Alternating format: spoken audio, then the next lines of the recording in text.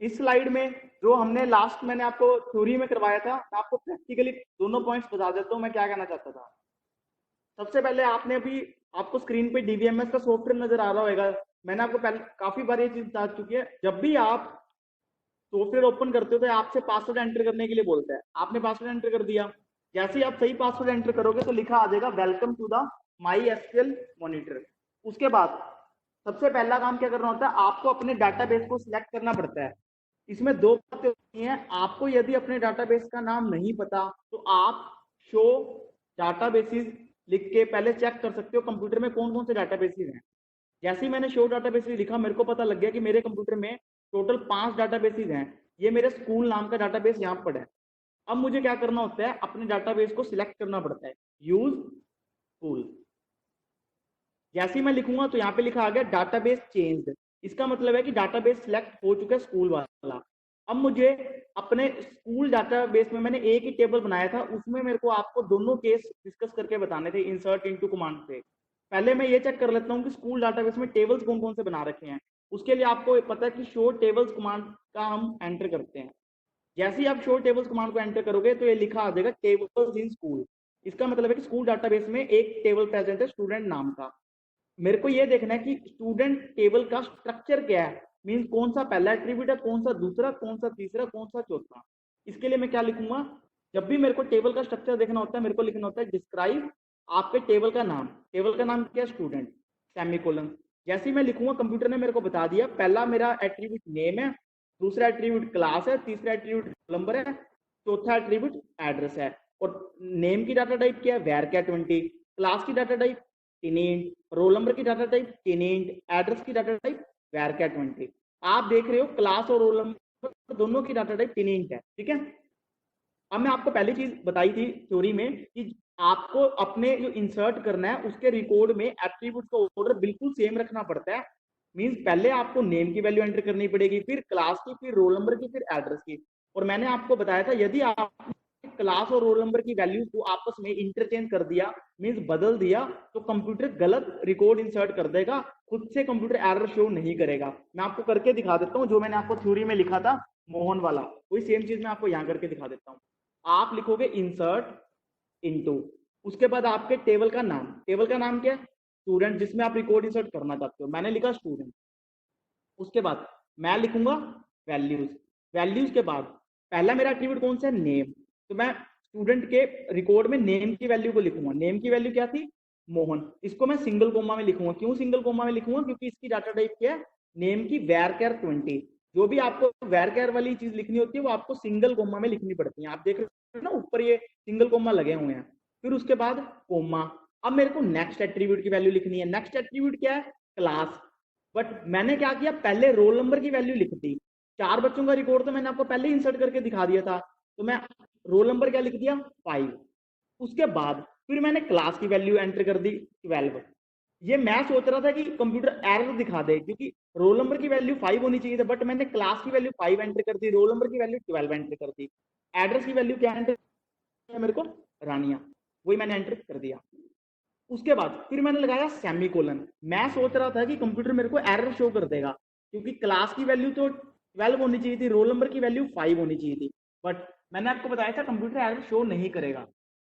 जैसे मैंने एंटर किया लिखा आ गया क्वेरी ओके, मींस एरर तो नहीं शो किया। अब आप सोच रहे हो सर एरर क्यों नहीं शो किया, अभी तो आपने कहा था कि ऑर्डर सेम होना चाहिए। आपने जो ऑर्डर लिखा है ना, कंप्यूटर उस ऑर्डर में चेक करता है।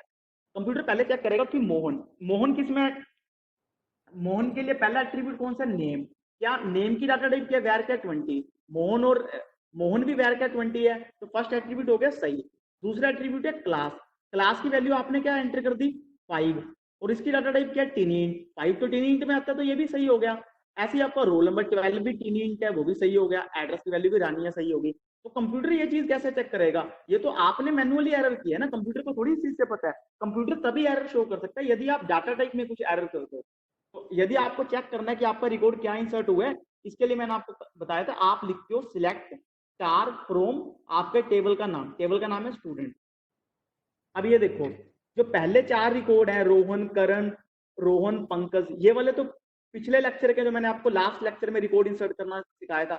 आज हमने मोहन का रिकॉर्ड इंसर्ट करके देखा है। अब आप बड़े ध्यान से देखो, मोहन नेम में चला गया, क्लास की वैल्यू 5 एंटर होगी, रोल नंबर की वैल्यू 12 एंटर होगी। देखो क्लास की वैल्यू तो मेरे को 12 एंटर करनी थी ना, क्योंकि मैं मान के चल रहा था कि आपका जो ये डाटाबेस है क्लास 12 का इंचार्ज बना रहा है, बट मैंने ऑर्डर को सही तरीके से नहीं लिखा, जिसकी वजह से क्या हुआ, डाटा टाइप सही होने के कारण एरर नहीं आया, और क्लास में रोल नंबर की वैल्यू इंसर्ट होगी, रोल नंबर में क्लास की वैल्यू इंसर्ट होगी, एड्रेस रानिया इंसर्ट हो गया। तो ये कंप्यूटर आपको एरर नहीं बताएगा, इस चीज का आपको इस कमांड में ध्यान रखना है।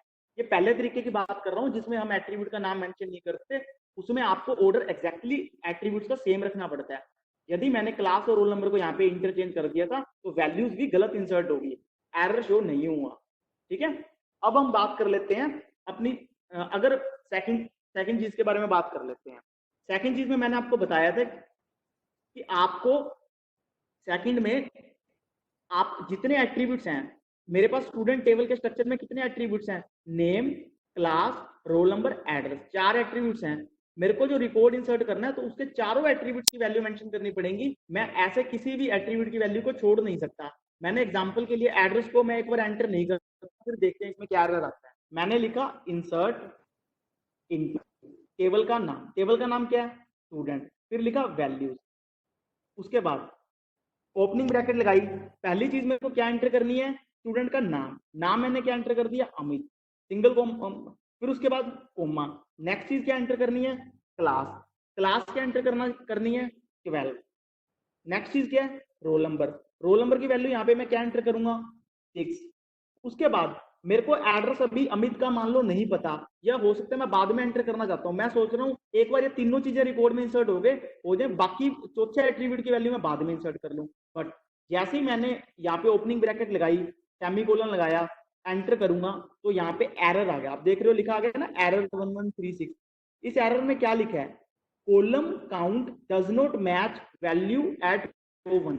इसका मतलब है कि जो आपके एट्रीब्यूट्स है ना, इसमें आपको टेंशन नहीं लेनी कि ये टेक्निकल लाइन क्या लिखी हुई है, बस इसका मतलब ये है उसमें एट्रीब्यूट थे 4 और वैल्यूज भी आपको 4 एंटर करनी थी, बट मैंने वैल्यूज कितनी एंटर करी है 3। ठीक है, तो ये एक एरर है, मींस आप इसमें ऐसा नहीं कर सकते।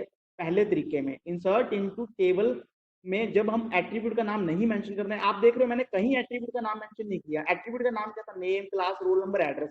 इस कमांड में देखो मैंने कहीं यहाँ name, class, roll number, address लिखा है, आपको नहीं लिखा सर, आपने तो सीधी वैल्यूज लिखी हैं जो आप इंसर्ट करना चाहते हो। तो इसमें आपको चारों एट्रीब्यूट्स की वैल्यू मेंशन करनी पड़ेगी, आप किसी भी एट्रीब्यूट की वैल्यू को तोड़ नहीं सकते अपनी मर्जी। तो ये इसमें सबसे बड़ा ड्रॉबैक है इस पहले वाले केस में।